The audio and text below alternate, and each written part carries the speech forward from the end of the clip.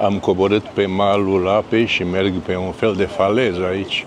Apa e foarte bine conservată și această biserică catolică de aici, din Tianjin. Și am intrat într-un Starbucks aici să ne răcorim puțin, bem un ice mocha și apoi continuăm.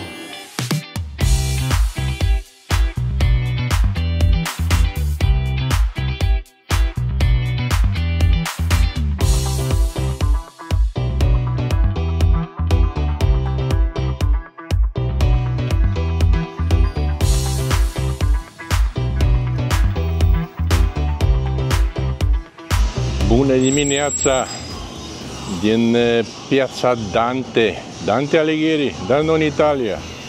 Ne aflăm în Tianjin, China, în zona italiană a orașului, căci a fost cândva o colonie aici. Suntem în piața Dante. Piața Dante din Tianjin, la vreo 80 de kilometri de capitala Chinei, Beijing.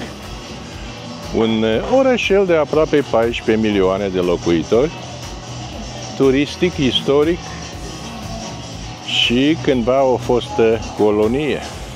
Așa că astăzi vom încerca să explorăm acest oraș frumos, să vedem ce-i pe aici. Vom la orașul La Paz, ca de obicei.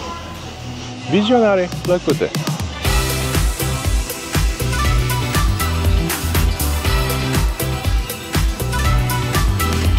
Este foarte cald aici, ieri au fost 38 de grade, iar acum e dimineața și sunt deja vreo 30. M-am uitat pe pagina cu temperatura locală de aici, e cu 9 grade mai mult decât ar trebui. Oricum, facem față, mai ales dimineața și seara. Cum vă spuneam, suntem în cartierul italian, cum scrie și aici, Italian Style Area. Pare o zonă foarte interesantă. Trebuie să mergem doar pe la umbră. La umbră mai rezistăm, dar la soare e jale. Da, și când vedem aceste statuete, spunem că suntem în Italia. Italia de China. Foarte frumos realizate. O mulțime de turiști care vizitează aceste clădiri impunătoare.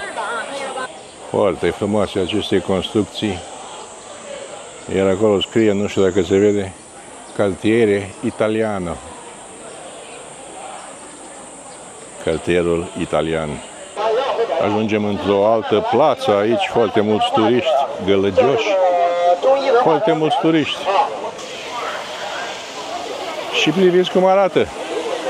Spuneți că suntem în Italia, într-un oraș din Italia. Dar noi suntem în China.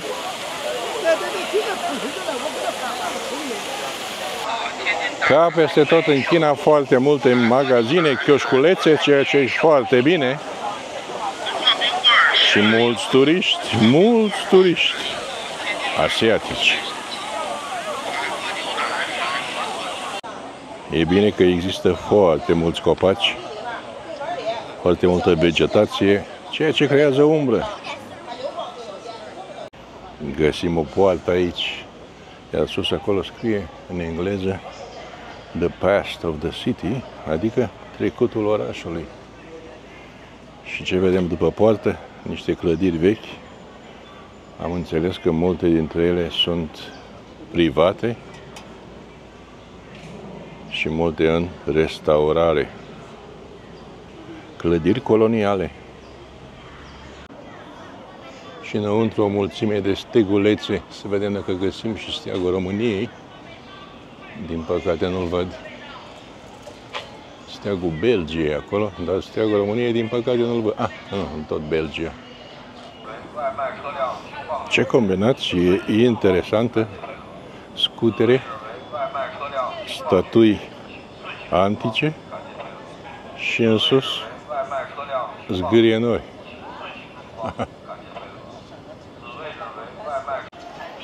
Și aici standuri cu mâncare, cu frigărui.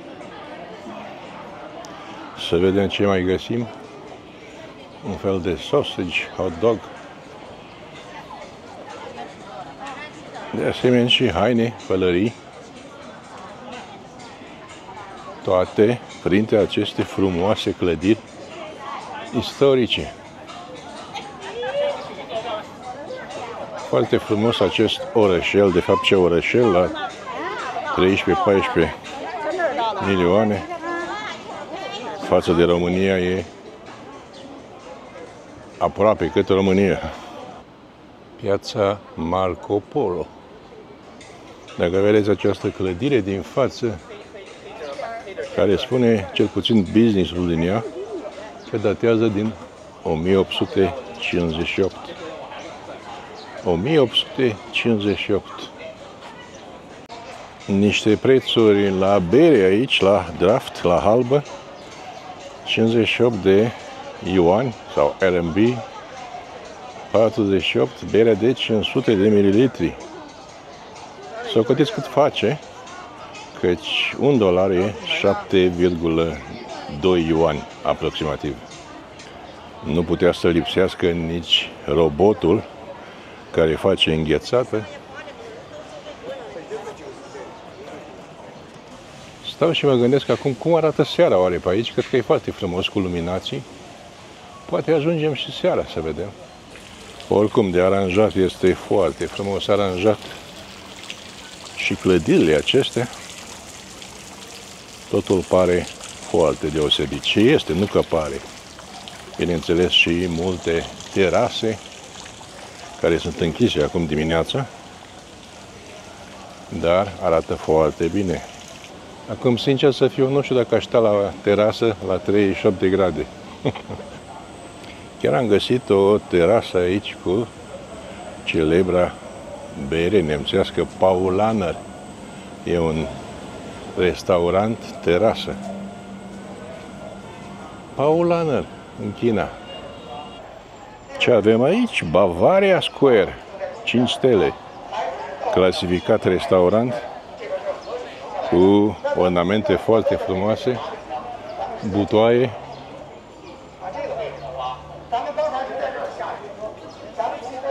O domnișoară care se uitea la mine și restaurantul propriu zis, care arată foarte bine.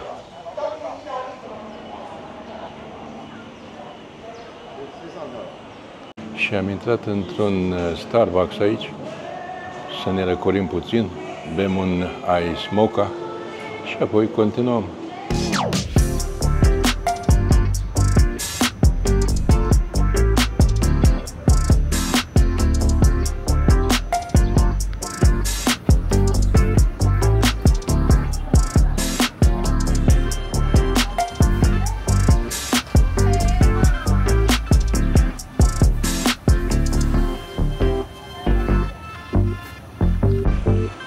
Foarte frumoase aceste terase, restaurant. Dacă vedem aici ceva prețuri, avem un meniu complet cu 198 de yuan, care conține felul 1, felul 2, desert și băutură. Și trecând prin acest parc cu multă umbră, ajungem imediat pe promenada râului Haihe. Haihe, Haihe. Mai mulți grenuri decât mă așteptam în acest orășel de 13-14 milioane locuitori. Promenada de la râul Haihe, cum spuneam. Un pod acolo impunător, vechi. Și aici avem vaporașe, probabil seara poți face curse cu vaporașe pe acest râu. Ne apropiem de ora prânzului, de fapt e 11 abia și deja sunt vreo 34-35 de grade.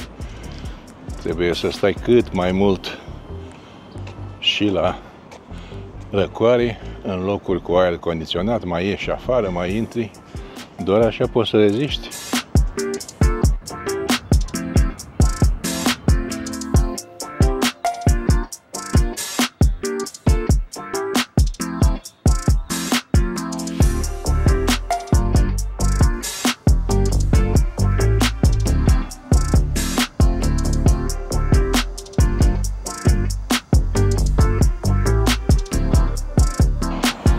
mergând așa pe această promenadă, această faleză, ajungem peste puțin timp în zona antică, culturală a orașului. Se spune că sunt multe de văzut acolo. Istorie. O frumoasă biserică aici, veche, și alături un monument, probabil al eroilor din război, zic eu, căci alături aici avem și un tun și de asemenea un tank. Wow! Un tank în mărime naturală. Și trecem acum acest pod pietonal pe partea cealaltă să vedem partea antică, strada antică de aici din Tianjin.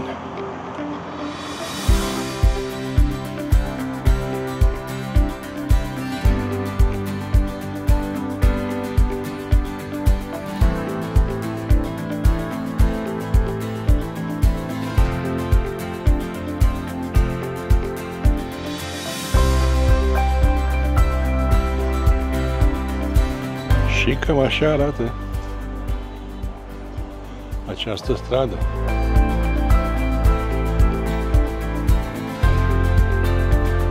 Foarte frumos colorată. O intrare foarte frumoasă aici. Și găsim o mulțime de magazine cu cadouri. Și de asemenea magazine alimentare pe o parte și pe cealaltă.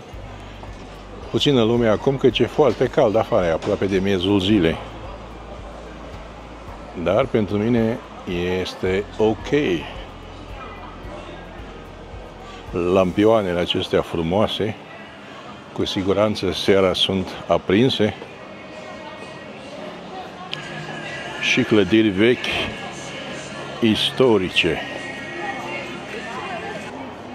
Arhitectură tradițională chineză veche.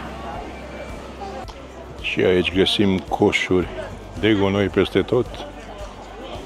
Și curățenie exemplară pe jos, ca în toată China. Foarte curată această țară. Priviți ce clădiri antice. Interesant.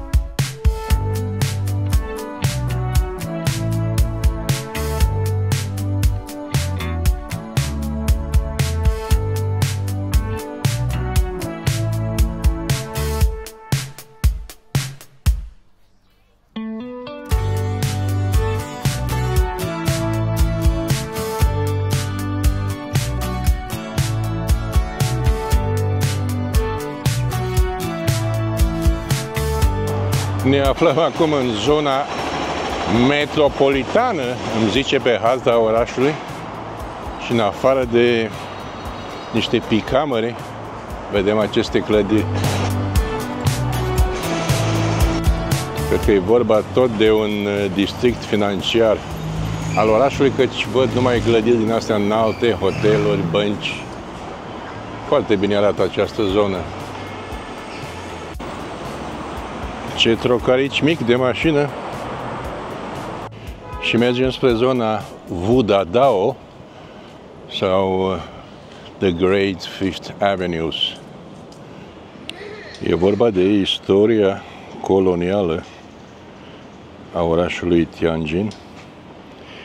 Cele 5 nații care au avut zone aici, e vorba de britanici, francezi, germani, italieni și spanioli.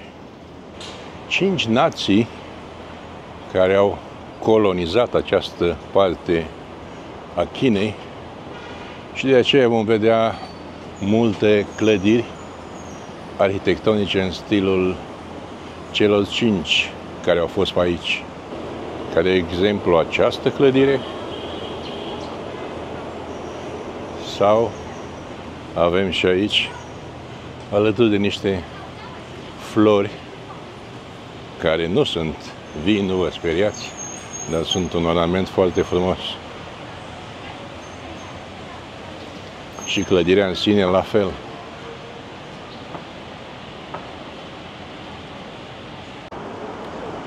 O arhitectură foarte deosebită peste tot în această zonă. Chiar scrie și pe acea clădire Tianjin 5 Boulevards, Xiaoning sau Xianong. Complicată limba asta.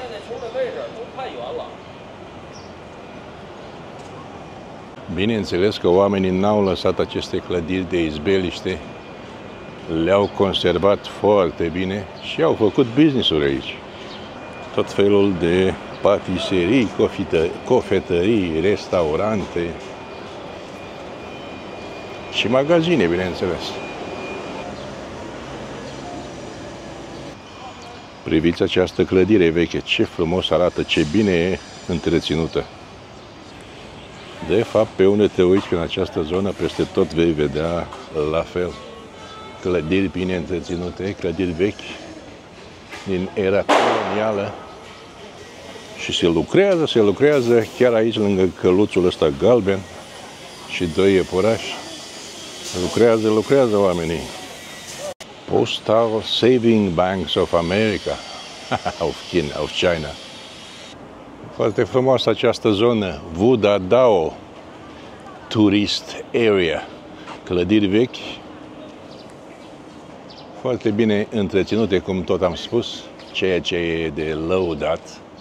Și o statuie foarte interesantă aici. Nu știu ce reprezintă, dar e interesantă. Priviți la această clădire, ce arhitectură impresionant. Și nu putea lipsi aici un chioșc McDonald's, McCafe se numește. Al lui McDonald's e doar o cafenea portabilă. Doar în China am văzut asemenea chioșcuri McDonald's. Construcții superbe din timpurile coloniale. Cine le-a fi făcut? Francezii, britanicii, spaniolii. O căldură mare, mare. Așa că de câte ori găsesc umbră, mă bag pe la umbră. De fapt, dacă ne uităm mai bine, este ca o zonă sportivă aici. Acestea sunt piste de alergare, pe mijloc gazon și niște jucării pentru copii, plus multe magazine în jur, cafenele. Da, ce să spun, China te uimește, cum am mai spus de atâtea ori, în fiecare loc nou pe care îl întâlnești. Foarte frumos amenajat aici și chiar dacă e căldura asta năucitoare, câteva momente aici la soare merită. Și chiar am găsit muzeul sportiv de aici, din Tianjin. Vă era dor de un chioșc de pe timpuri? Aici încă sunt.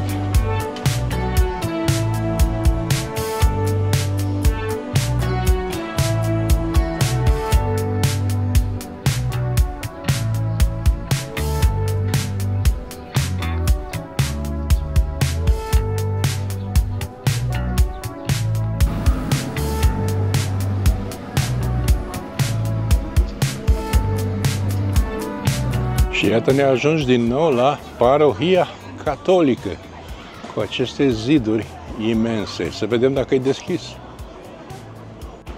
Historical and Stylistic Architecture of Tianjin. Monument protejat. Se pare că e deschisă. Și hai să tragem cu ochiul un pic. Să vedem cum arată într-o biserică catolică din China. Hai să vedem dacă putem intra înăuntru să filmăm un pic.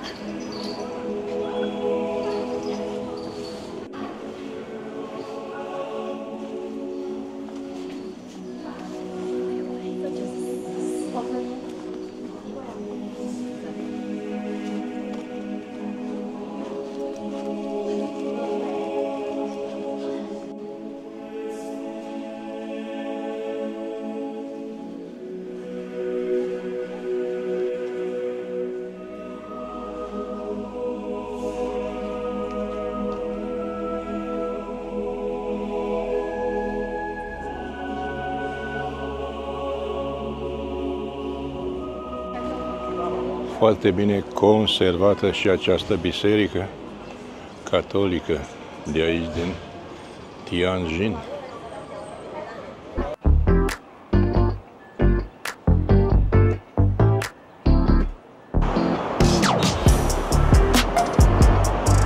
Cam așa arată și traficul de aici din oraș. Nu foarte aglomerat, nu? La mărimea orașului.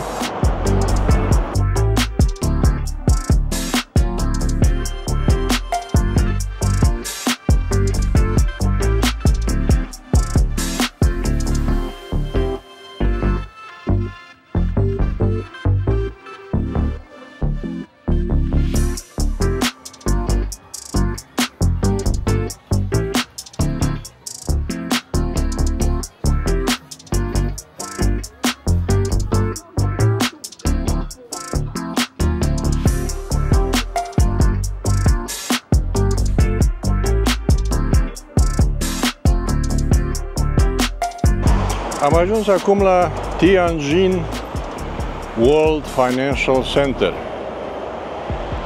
Vedeți ce înaltă este această clădire, nu se mai termină.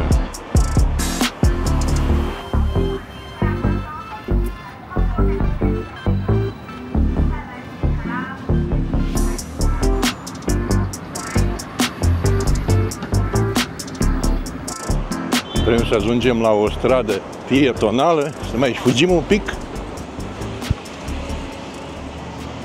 Că ți-a făcut roșu. Spuneam că vrem să ajungem la o stradă pietonală, Bianying sau Bianjing Pedestrian Road aici, în Tianjin.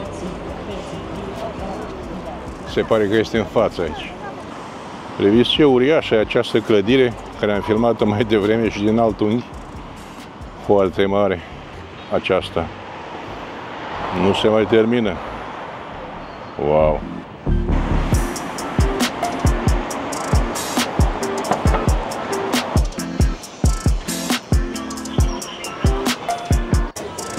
Da, și se pare că aceasta este strada pietonală.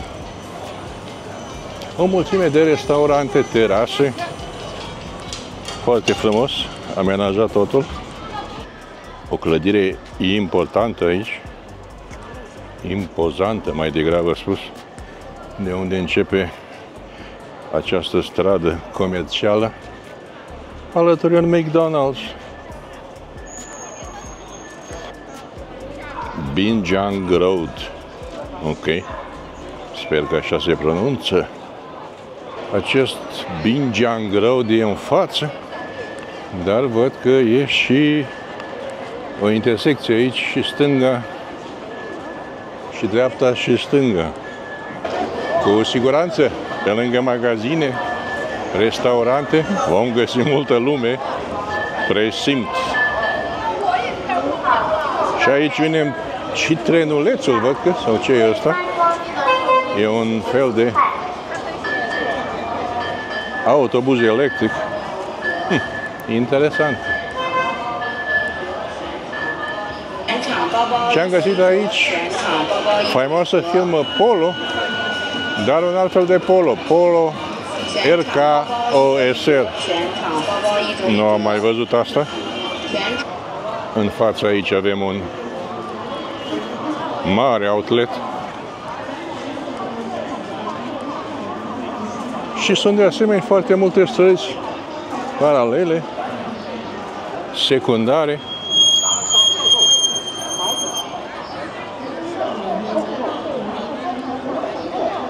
Interesantă atmosfera pe aici. Hai să vedem pe bunicul și cu nepotul cum învață karate. Încă un McDonald's în față acolo, pe stânga, prin multitudinea de magazine. Între timp s-a făcut ora 7, am stat pe la hotel un pic și chiar dacă e 7 seara, sunt și acum de 31-32 de grade, căldură mare. Top Toy, magazine de jucării, bătrânici.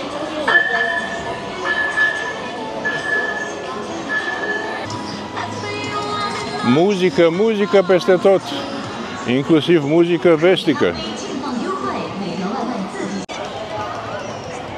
O mulțime de statuete aici de bronz, nu știu în ce sunt făcute. Alta aici. Da, interesant. Și multe magazine. Magazine peste magazine. Și pe o parte și pe cealaltă. Reclame peste reclame.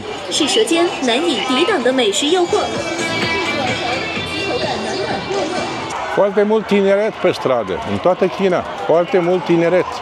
Nu vi se pare? Eu așa am văzut în toată China. Foarte mult tineret pe stradă.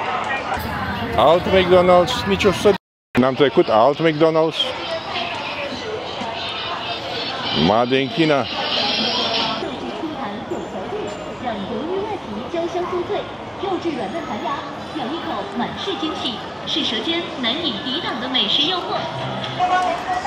O mulțime de clădiri înalte în acest oraș, prin toate părțile orașului.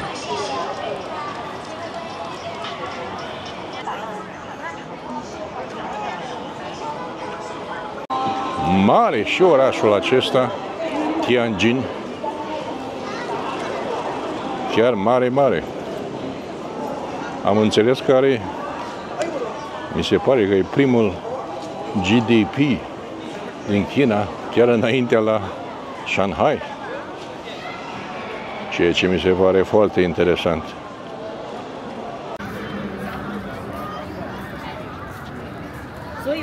Aceasta e o mașină de înghețată, cred că, nu? Nu, e o librărie, are cărți acolo.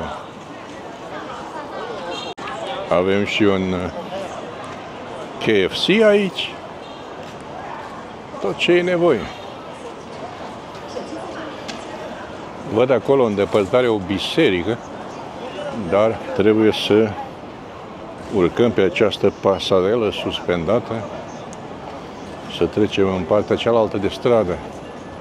Și bineînțeles, ca să nu ne obosim, sunt scări rulante. Scări rulante peste tot în China, inclusiv prin munți. Foarte ca lumea se vede și de sus de aici. O mulțime de clădiri înalte. Din nou magazine se lasă și seara. Sunt curios cum se va vedea seara și în această parte din oraș. Încă un McDonald's. Dacă nu pe o rază de 150 de metri, 3 McDonald's le-am găsit. Iar această biserică de care vă spuneam este parohia catolică de aici din Tianjin. Interesant, nu? O clădire veche, cred că de pe timpul colonialismului. Veche și interesantă. Vocile rele spun că în China religia e interzisă. O mulțime de biserici în toată China până acum am văzut. Așa că ne continuăm plimbarea noastră de seară să vedem ce mai descoperim.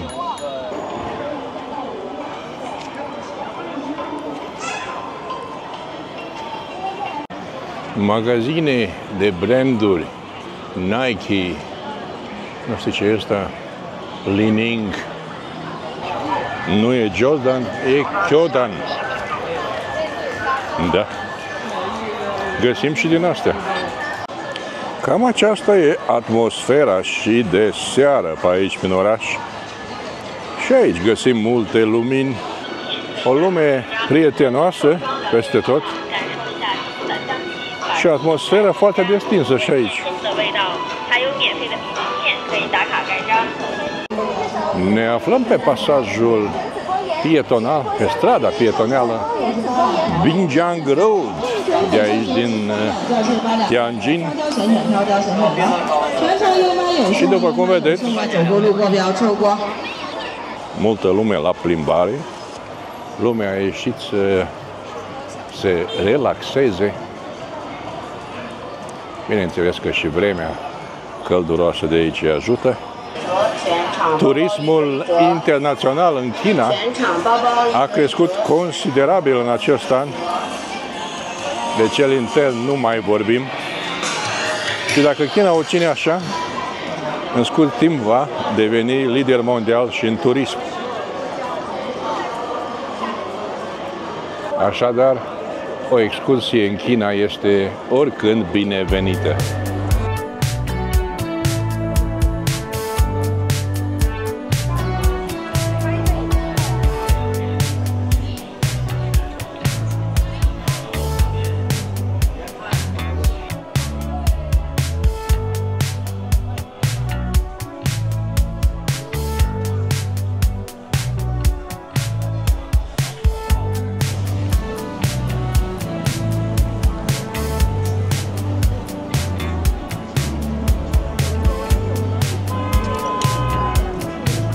O plăcere să te plimbi seara pe străzile din acest frumos oraș. Acolo stau bărcuțele de unde poți face o mini-croazieră și am ajuns la acest pod vechi unde o mulțime de lume se plimbă. Seara în Tianjin este o plăcere, briza aerului, mai ales aici lângă apă, o plăcere să te plimbi. Vaporașe care se plimbă, foarte frumos.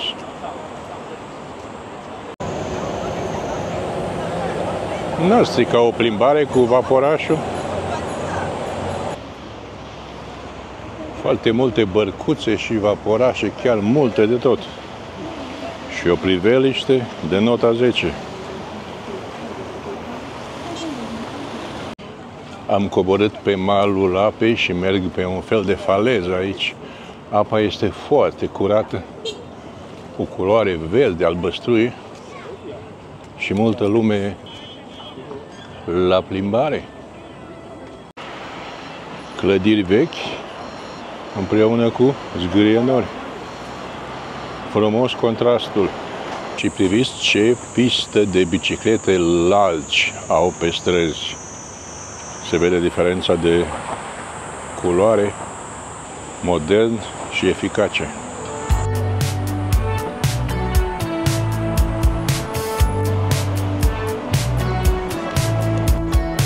Priviți ce frumos e iluminat. Foarte multă lume și aici care se plimbă pe faleză. Și ce vreau să vă spun, că ajungem la faimoasa roată din Tianjin sau Tianjinai, cum mi se spune, chiar aici în fața noastră. Se pare că bărcuța a trecut chiar pe lângă ea.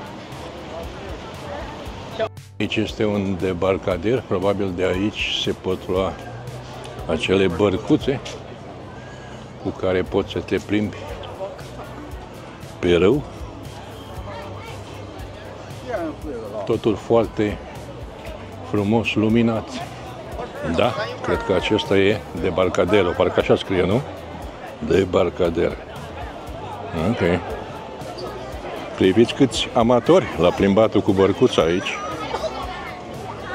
Mulți. Mulți. Foarte multă lume care se plimbă. Da, la un așa loc frumos, de ce să nu vii? Și așa ne încheiem și noi plimbarea prin Tianjin, China.